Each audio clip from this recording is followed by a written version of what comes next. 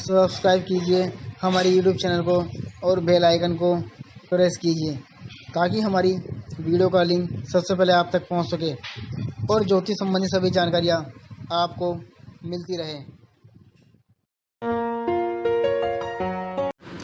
नमस्कार दोस्तों, स्वागत है आप सभी का हमारे इस यूट्यूब चैनल पर। आज हम बात करेंगे कनागत के बारे में, यानी श्राद्ध पक्ष जो कि शुरू होने जा रहा है 7 सितंबर से और 7 सितंबर से प्रारंभ होकर ये 21 सितंबर तक चलेगा।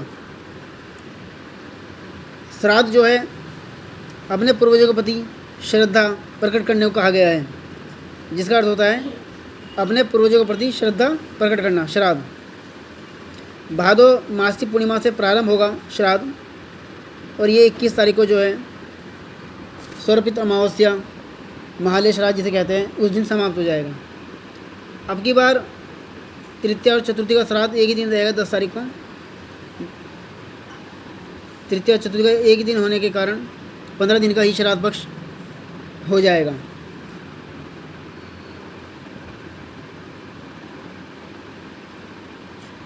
श्राद्ध में जो है अपने पितरों से जुड़े हुए पिंडदान, श्राद्ध व तर्पण के सभी कार्य किए जाते हैं। अश्विन कृष्ण पक्ष में ये 15 दिन तक रहते हैं, कनागत जिन्हें कहा जाता है, और अपने पितरों की आत्मा की शांति के लिए पिंडदान, श्राद्ध व तर्पण किया जाता है। क्योंकि जब श्राद्ध शुरू हो जाते हैं तो हमारे पितर धरती लोक पर आ जाते हैं, और ये 15-16 दिन जो है बहुत ही महत्वपूर्ण होते हैं हमारे पूर्वजों के लिए, और इनसे जुड़े हुए जो भी काम करते हैं इससे हमें जो है पितरों का आशीर्वाद प्राप्त होता है। क्योंकि जो हमारे पितर हमें प्रसन्न होते हैं तो हमें आशीर्वाद देते हैं, जिसके कारण हमारे घर में सुख समृद्धि का वास होता है। यदि किसी व्यक्ति को अपने पूर्वजों की मरने की तिथि नहीं पता है तो वो स्वरपित अमावस्या पर जो है श्राद्ध कर सकता है। यानी कि जो अज्ञात व्यक्ति होते हैं जिनका श्राद्ध का आपको नहीं पता कि कौन सी तिथि आपके पूर्वजों की जब वो मरे थे, तो उन सब की तिथि जो है स्वरपित अमावस्या जो कि 21 तारीख को पड़ेगी, 21 सितंबर को। तो स्वरपित अमावस्या में आप उसका श्राद्ध कर सकते हैं। उसे महालय श्राद्ध या स्वरपित अमावस्या भी कहा जाता है।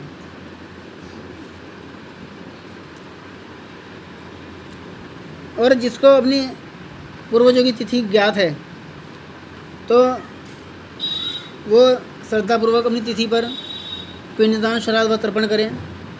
क्योंकि जब आप ये सब काम करते हैं तो पितरों का ऋण चुकाया जाता है।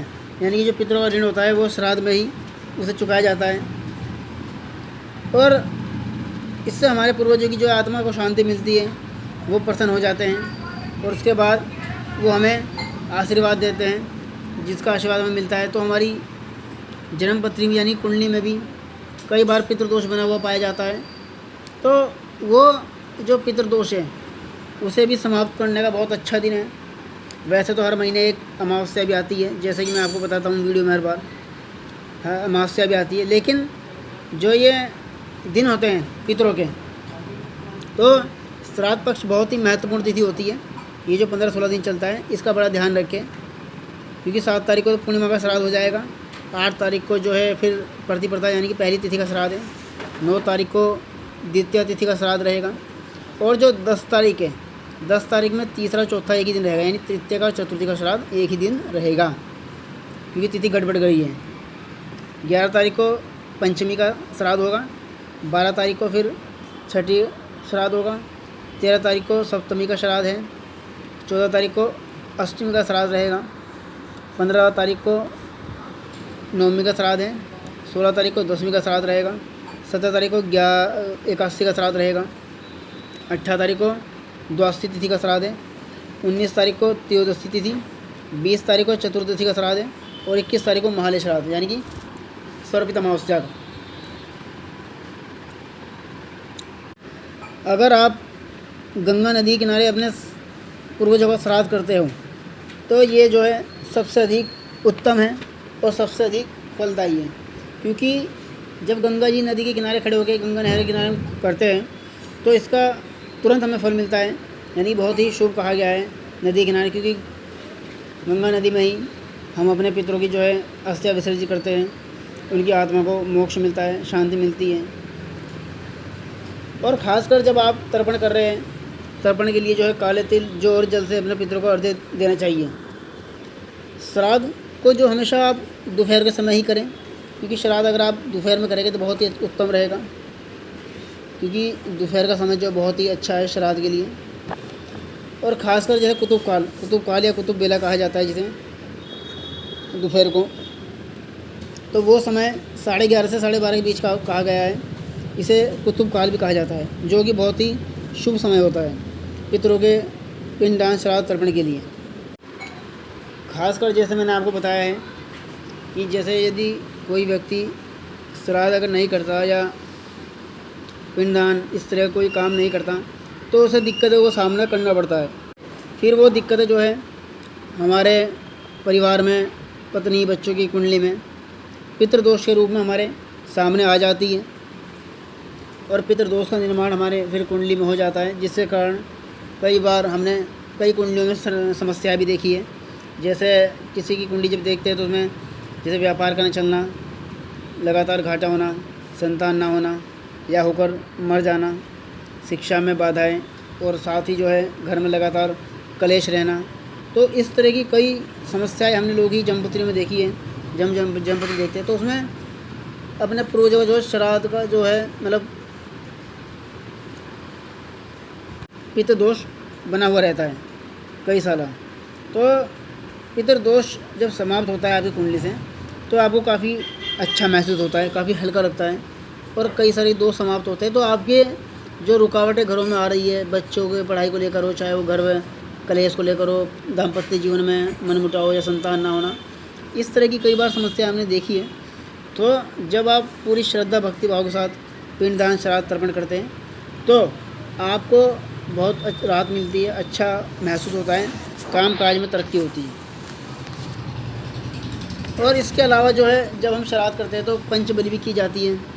पंचबलि का अर्थ होता है 5 जगह भोजन निकालना, यानी कि जब हम 5 जगह भोजन निकालते हैं तो 5 जगह दिया जाता है। जैसे पहला तो ब्राह्मण को हो गया, दूसरा कौवे को, तीसरा जो है वो कुत्ते को दिया जाएगा, चौथा गाय को, और 5वां चींटी को।